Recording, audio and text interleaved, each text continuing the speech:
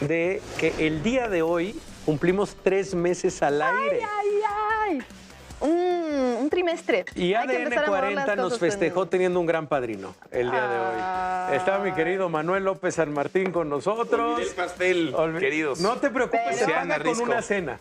Se paga con una cena, no te preocupes, es lo que hace el padrino cada mes. ¿Cena? Cena. ¿Cena mensual? No, pues les va bien, les va mejor. Manuel, bienvenido y muchas gracias, de verdad, por estar por acá. ¿Cómo están? Bien, bien, bien. Teníamos muchísimas ganas ya de esta entrevista. Acabas de presentar tu más reciente libro. Que no el Año último. 7, que no el último, Que no hay el que último. decirlo. Oigan, qué rudos son con la argentinidad. Año 7. No vamos a hablar de eso. El legado, 2 puntos, la catástrofe. ¿Te costó trabajo primero el título? Porque quien revisa y quien lo empieza a leer dice, bueno, hay muchos adjetivos que caben para lo que estás describiendo. Cuéntanos un poco primero de esta idea, Manuel, de hacer este recuento necesario. Gracias, sí.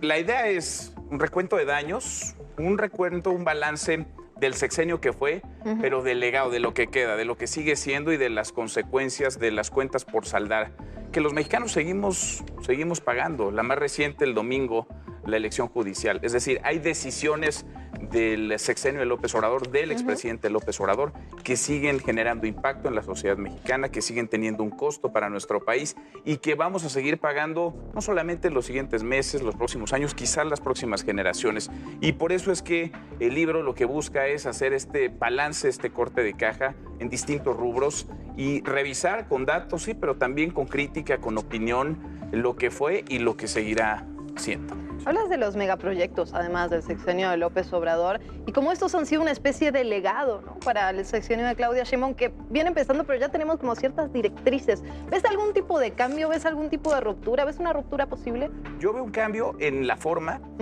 veo un cambio en ciertos aspectos, la estrategia de seguridad, el tema de la compra de medicamentos, vaya, hasta el rumbo que le ha dado la propia presidenta al tema de Mexicana de Aviación. Digamos, hay algunos aspectos, pero es muy sutil Claudia Sheinbaum, y es muy sutil, suele serlo, digamos, en la manera en la que construye sus alianzas políticas, su futuro político, la narrativa de su gobierno. Difícil, digamos, que en lo público se vaya a distanciar, mucho menos que vaya a haber una ruptura, no la veo al menos en estos momentos, pero creo que le dejaron un camino cercado, está rodeada no solamente por personajes, sino por decisiones, no tiene dinero suficiente, está endeudadísimo el gobierno, la deuda se disparó como nunca. Con en un año aparte, ¿no? Además, en el 2024, o sea, porque se había mantenido por lo menos la economía de manera bastante conservadora, subejercía, se había dicho, bueno, pues en lo económico está, vaya, dentro de los parámetros.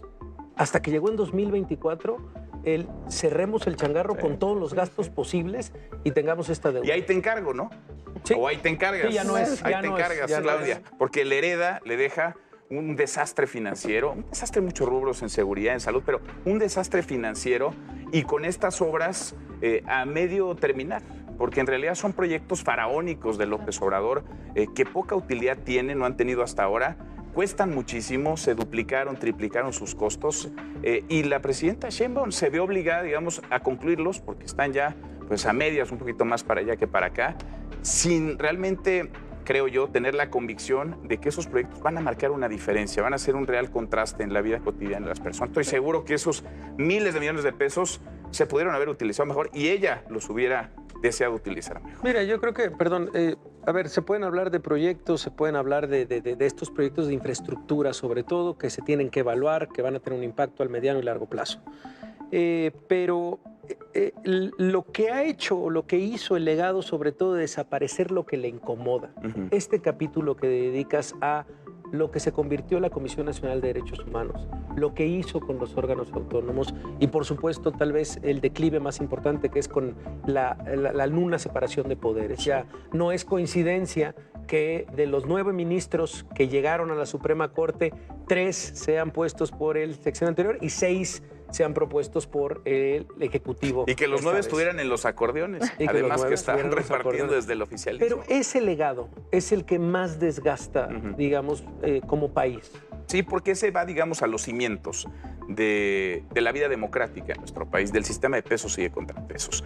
Y creo que López Obrador nunca ocultó ese deseo, lo que él quería hacer, y se los puso entre ceja y ceja e intentó dinamitarlos, intentó cooptarlos y si no podía tripularlos y cooptarlos, destruirlos. Y es lo que finalmente terminó sucediendo.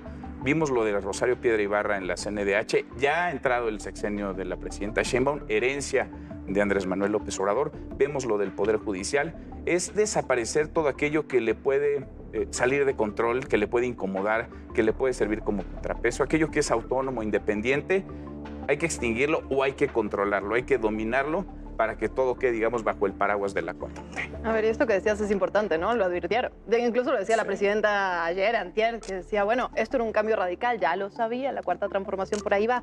Manuel, hablas también de algo importantísimo que es el narcotráfico, ¿no? Decías recién, hay un cambio en la estrategia de seguridad que puede tener un efecto, digamos, en la delincuencia común, vemos las cifras aquí en la Ciudad de México, pero lo profundo, ¿no? El narco ya casi como gobierno. Eso pues, no parece cambiar. Sí, ¿no? sí, el narco que se empoderó, creo yo, como nunca. Claro que no es nuevo el crimen organizado. Por supuesto que ha habido colusión entre políticos, funcionarios, autoridades, gobiernos y criminales desde hace décadas, pero lo que vimos el sexenio pasado fue esta estrategia fallida, si le podemos llamar estrategia de abrazos no balazos, que sangró a México más que ningún otro sexenio y se podrán encontrar justificaciones. Ustedes lo han conversado, lo hemos platicado en diferentes espacios, cómo se habló de que ya iba la pendiente a la baja, que se había logrado controlar el crimen organizado, la violencia. Pero la realidad es que no, la realidad es que fue un sexenio de más de 200,000 homicidios, el sexenio de los decenas de miles de desaparecidos, un sexenio en donde se empoderó el crimen organizado, se borró, de plano desapareció la frontera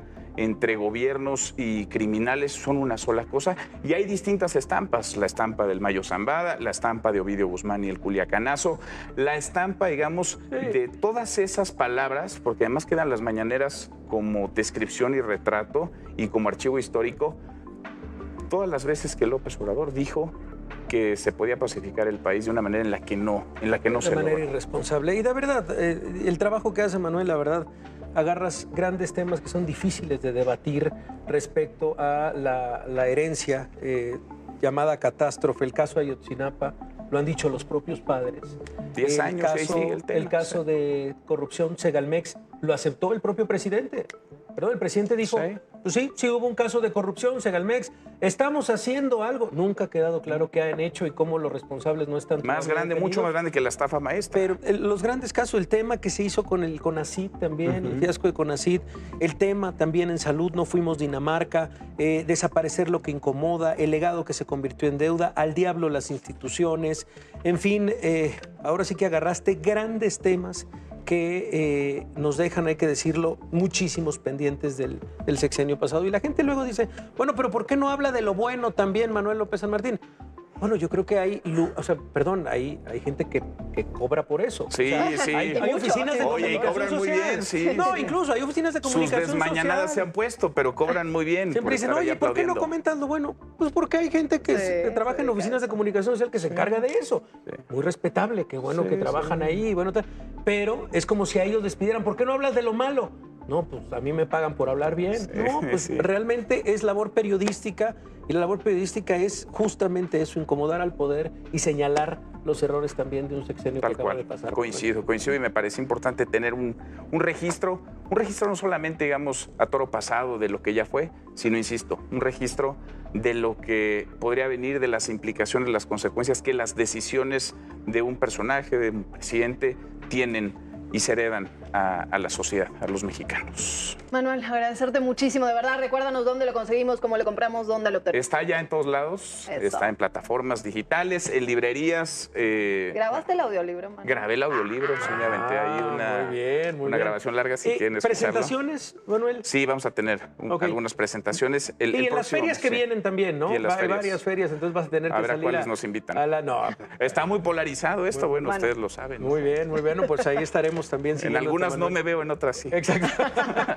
Manuel, gracias. Qué gusto. Gracias a los dos. Gracias Luciana. En serio, querido Risco, gracias. Este libro, Manuel López San Martín, año 7, El legado, la catástrofe. Y ahí está esta herencia que va a cumplir 12 años.